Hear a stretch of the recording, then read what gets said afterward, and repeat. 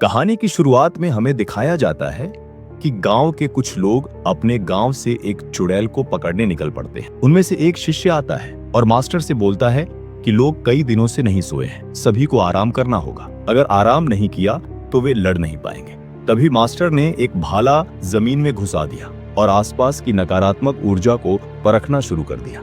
तभी दो और शिष्य आते हैं और एक नक्शा निकालते हैं। तब शिष्य बोलता है कि नक्शे के मुताबिक हमें यही होना चाहिए। हमारे गांव का नसीब बहुत अच्छा है कि हमारे गांव की कब्रों में अमीर लोग दफन हैं। तभी मास्टर ने बोला कि सही कहा, यहाँ किसी खतरे का एहसास हो रहा है, आत्माएं भटक रही हैं, किसी भी वक्त कुछ भी हो सकता है। फिर शिष्य बोलता है, मास्टर हमें मिल गया है, इस तरफ। फिर सभी शिष्य निकल पड़ते हैं दक्षिण की तरफ। मास्टर आगे जाता है और कब्र के सामने उतरते हैं। वह अपनी दिव्य दृष्टि से उस जगह को परखना शुरू करते हैं। तभी किसी ने कहा कि यह एक सेनापति की कब्र है, ये कुछ अजीब लग रही है। अगर सब अंदर है तो हमें इसे नष्ट करना होगा। तभी 2-3 शिष्य और आ जाते हैं और अपने मास्टर से कहते हैं, मैं सभी लोगों को चेतावनी देता हूँ। शिष्य की यह बात सुनकर मास्टर कब्र में कूद जाते हैं। तभी पीछे से मशाल लेकर पूरी सेना आ जाती है। तभी उनमें से एक शिष्य बोलता है, हर जगह मीथेन गैस भरी हुई है, मशाल लेकर पीछे हटो। फिर मास्टर नीचे से आवाज देता है, विस्फोटक ले आओ। शिष्य मास्टर को आवाज देने की कोशिश करता है, मास्टर आप ठीक तो हैं? मास्टर कहते हैं, मैं ठीक हूँ। मास्टर नीचे विस्फोटक लगाने की कोशिश करता है। तभी पीछे एक साया नजर आता है। शिष्य ने कहा, वह क्या था? मास्टर ने कहा, चुड़ैल। तभी सारे सैनिक मिलकर उस चुड़ैल को जंजीरों से पकड़ने की कोशिश करते हैं। चुड़ैल पीछे की ओर जाती है और अपनी नकारात्मक शक्ति से एक सैनिक का खून चूस लेती है। फिर मास्टर सैनिकों को आदेश देता है कि इसे खींचो।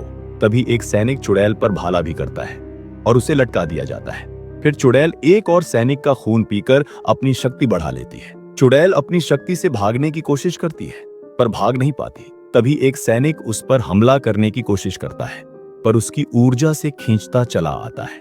तभी उसके मास्टर चुड़ैल के माथे पर हमला करते हैं और उसे छुड़ा लेते हैं।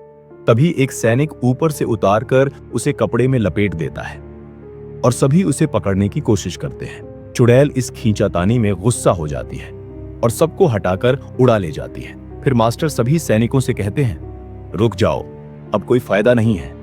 उसका पीछा करते हुए मास्टर अपनी तलवार उठाकर चुड़ैल के पीछे दौड़ते हैं।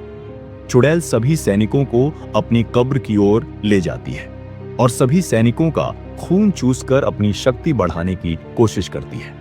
तभी एक सैनिक ने जंजीरों पर तलवार से वार किया और जो चिंगारियां निकली उनसे विस्फोटक फट गए। तभी वह जंगल और चुड़ैल की कब्र पूरी तरह से जल जाती है। कुछ शिष्य रो रहे थे क्योंकि उनके सैनिक भाई और गुरु सभी जंगल में जल जाते हैं। जंगल में कुछ सैनिक सो रहे थे। तभी उन्हें एक ऊर्जा का आभास होता है। तभी एक सैनिक अपना कंपास निकालता है और उस ऊर्जा का पीछा करता है। सैनिक ऊर्जा का पीछा करते करते एक मंदिर की ओर जाते हैं। मंदिर के सामने जाकर सैनिक बोलता है, या फिर शायद शादी होने वाली है। तुम ये नहीं कह सकते कि आप पर चुड़ैल है। तुम्हें लगता है कि ये कंपास काम कर रहा है? याद रखना, मास्टर ने क्या कहा था, चौकन्ने रहना। मास्टर ने हमको कहा था कि अगर चुड़ैल अंदर होगी तो हमें मिल जाएगी। फिर वे मंदिर के अंदर जाते हैं और दरवाजा खोलते हैं। दरवाजा खोलकर धीरे धीरे अंदर जाने की कोशिश करते हैं। मंदिर के अंदर मिस्टर काऊ बोलते हैं, मैंने तो पूरी टीम मांगी थी, तुम सिर्फ 2 लोग लेकर आए हो। फिर मिस्टर काऊ बोलते हैं, तुम लोगों को काम तो आता है ना? फिर वे एक एक करके अपना नाम बताना शुरू करते हैं। फिर मिस्टर काऊ बोलता है, तुम लोगों को काम करना होगा, जाओ जाकर शादी के कपड़े लेकर आओ। तुम इस कंपास से क्या कर रहे हो? जल्दी जाओ। फिर वे मंदिर के सामने वाले गांव के बाजार की ओर निकल पड़ते हैं। तभी एक घर के अंदर कुछ गांव वाले गेम खेल रहे होते हैं। कुछ और लोग आते हैं और कुछ ढूंढने की कोशिश कर रहे होते हैं। फिर वहां बैठा एक आदमी बोलता है, हम एक शव को ढूंढ रहे हैं, वो हमें नहीं मिल रहा है। ये बात सुनकर कुछ लोग हंस पड़ते हैं, ऐसे मत हंसो, हमें शव को दफनाना होगा वरना वह कुछ भी कर सकता है। कुछ लोग मंदिर के अंदर रुके हुए थे। तभी पैरों की डाली अचानक से हिलने लगती है और हवा भी धीरे धीरे चलने लगती है। एक लड़का अपनी दूरबीन से पैरों की डाली में देखने की कोशिश करता है और वह देखता है कि डाली में एक पंछी बैठा हुआ था। तभी दुल्हन की बारात आती है और दरवाजा खोलने के लिए बोलती है।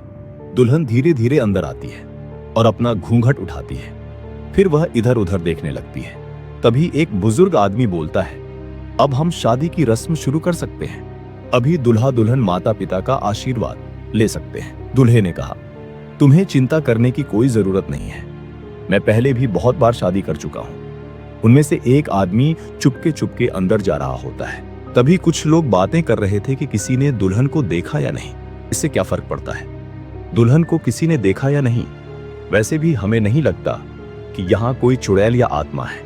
चलो जल्दी से शादी का काम खत्म करते हैं और यहाँ से निकलते हैं। अगर आपको ये एक्सप्लेनेशन पसंद आई हो तो वीडियो को लाइक जरूर करें, चैनल को सब्सक्राइब करें और कमेंट में बताएं कि आपको इस कहानी का कौन सा सीन सबसे ज्यादा खौफनाक लगा। मिलते हैं अगली वीडियो में एक और रहस्यमयी कहानी के साथ। तब तक के लिए धन्यवाद।